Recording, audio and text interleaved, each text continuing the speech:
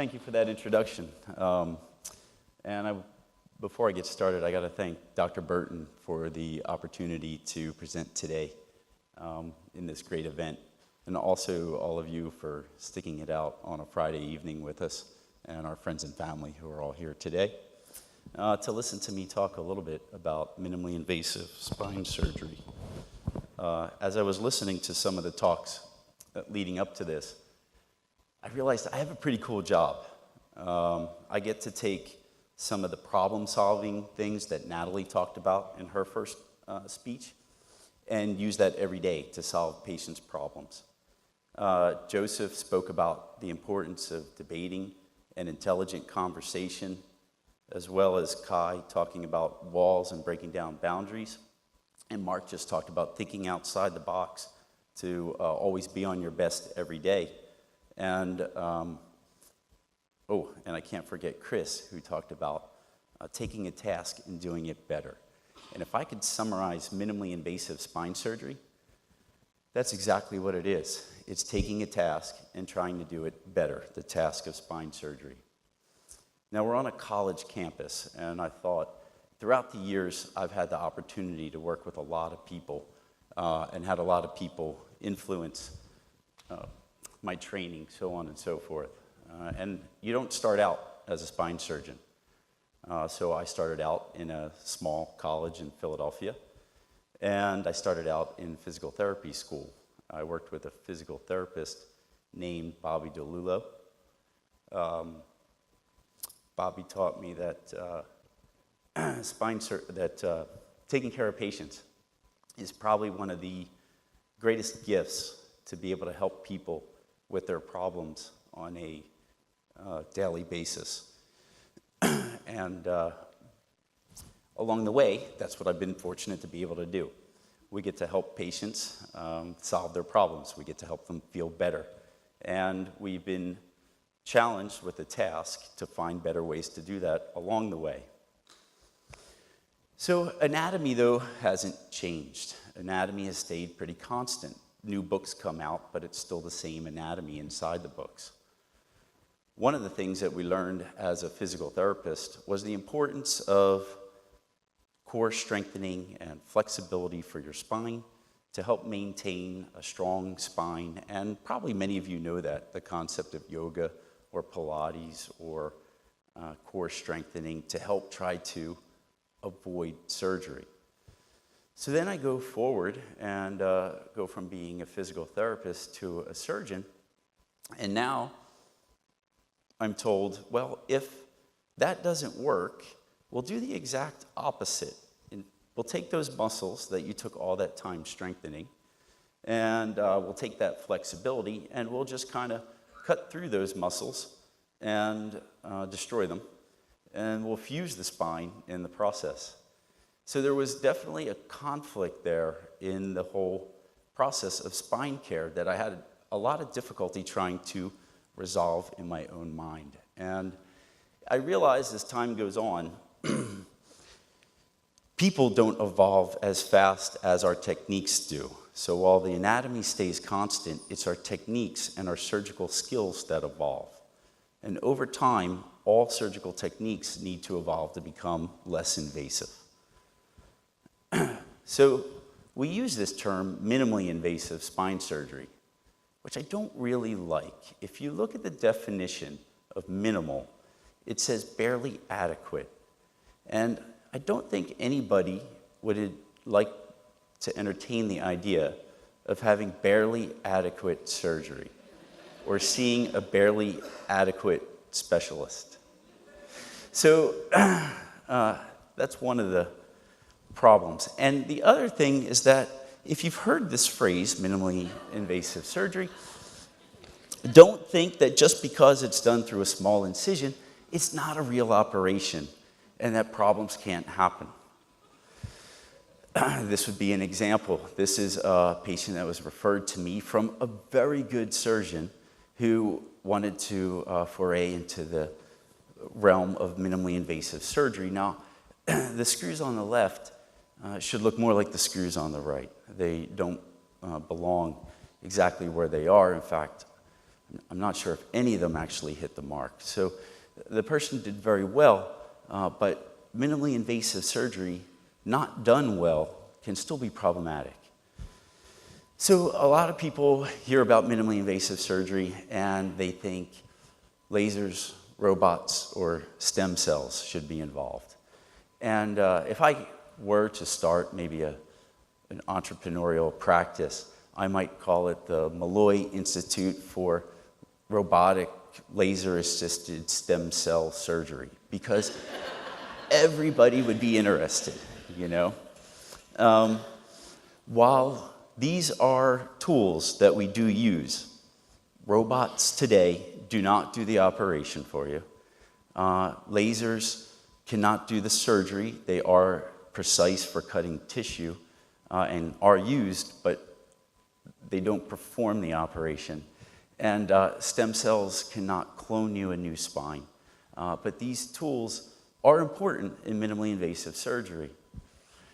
But as you learn to use these tools, you have to realize that not everything can be fixed with just one tool.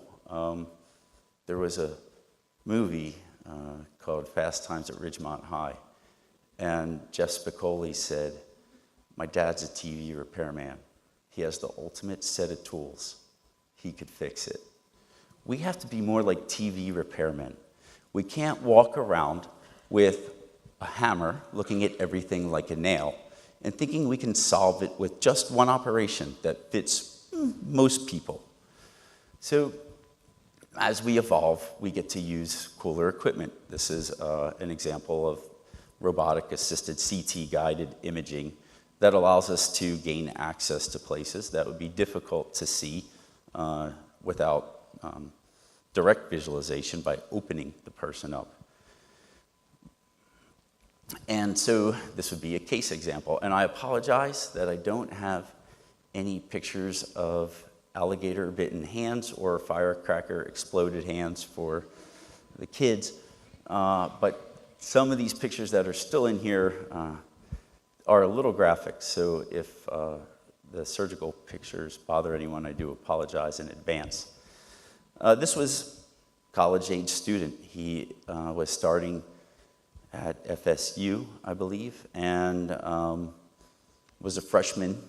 He had this fracture, if you can see down there on the PET scan, right there. There's, this lights up in the area of a fracture. So this fracture we typically treat in a brace. The brace would theoretically give the fracture a chance to heal, just like putting a cast on someone's arm. However, we know the data on these fractures, and they don't heal. Over time, they become less symptomatic, but the bone never actually heals. And again, that's another conflict or conundrum in orthopedics, where who accepts a broken arm that still flaps around? That's not usually an acceptable outcome. But the concept was that to operate on a fracture like this, the morbidity associated with the surgery would be greater than letting it go on to a non-union or a fibrous union.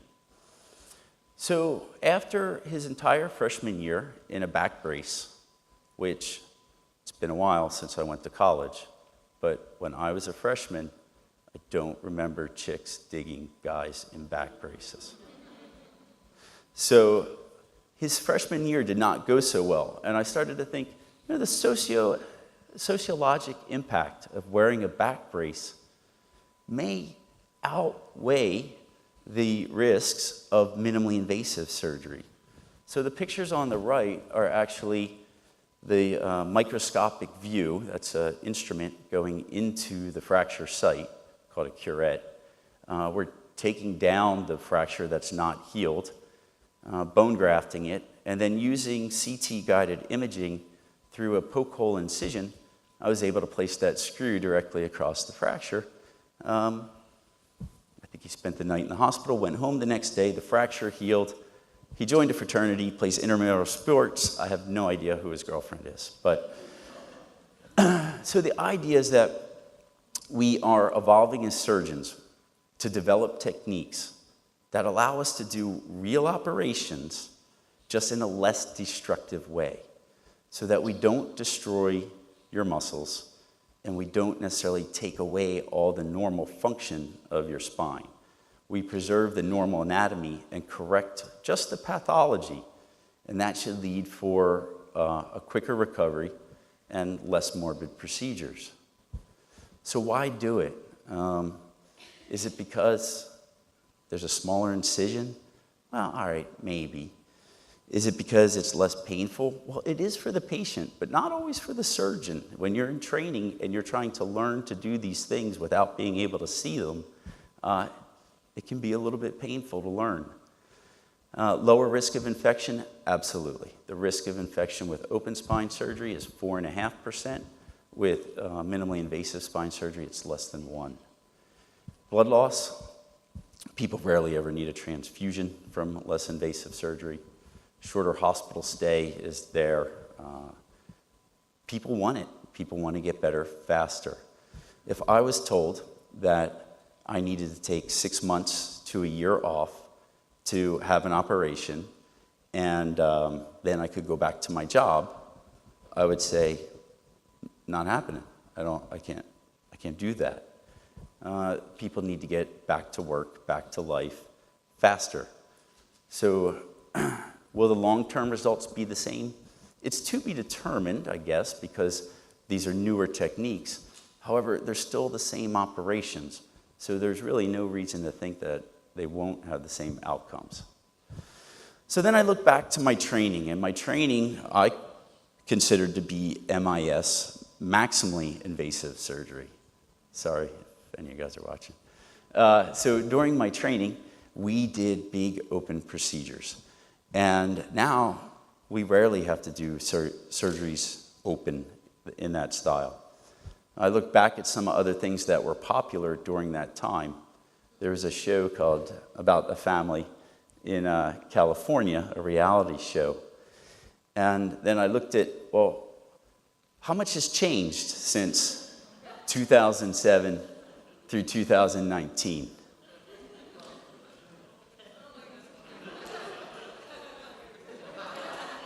Most of the anatomy stays fairly constant. So the techniques is what's allowed us to evolve. But this is confusing to patients because, boy, I see in the range of 40 to 50 patients a day, a couple days a week when I'm not in surgery. That's a few thousand patients a year. And you have to be able to communicate with them quickly, listen to them, hear what their problem is, solve their problem, all within a few minutes.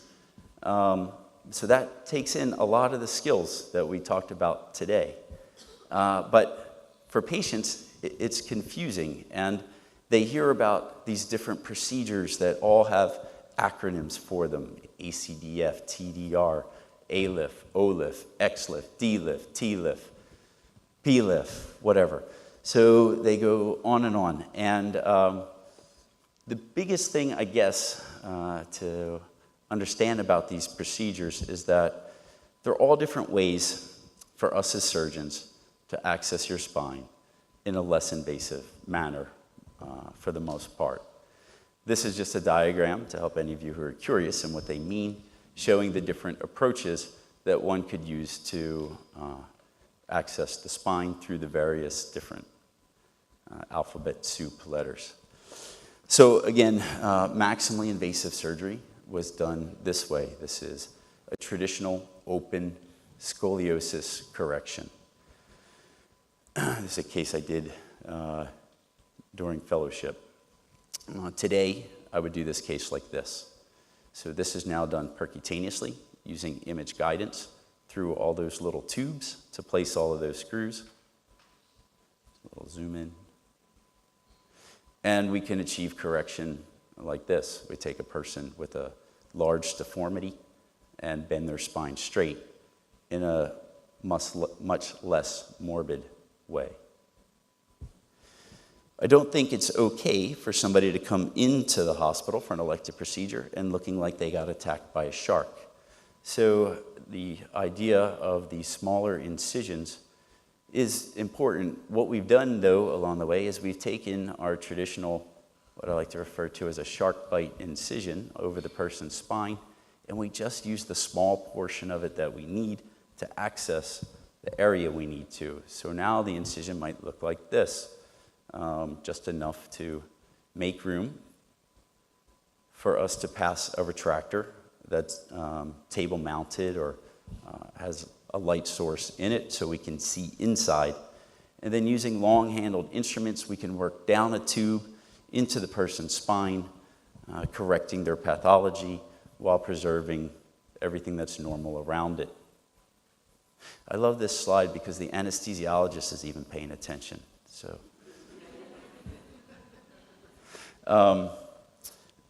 this is a patient with a burst fracture, a pathologic burst fracture. This would be a tumor to the spine that caused the bone to weaken and collapse. Typically, this would require a large shark bite style incision to remove the tumor in the fractured vertebrae, decompress the spine, and restore the normal alignment. This was done through that tubular retractor that I showed there. Even less invasive if you don't have to remove the whole vertebrae. You just need to lift it back up the way it belongs through 2 poke hole incisions. A balloon could be placed. The end plate of the vertebrae could be lifted up. And then instead of removing the whole vertebrae, you could fill it with some bone cement. Polymethyl methacrylate will add some support and stability to it and alleviate people's pain. So if I were to summarize the benefits of minimally invasive surgery for people, I would say it's the evolution of what we've done all along, just getting better with time. It has known benefits, but don't think of it as not real surgery. Thank you.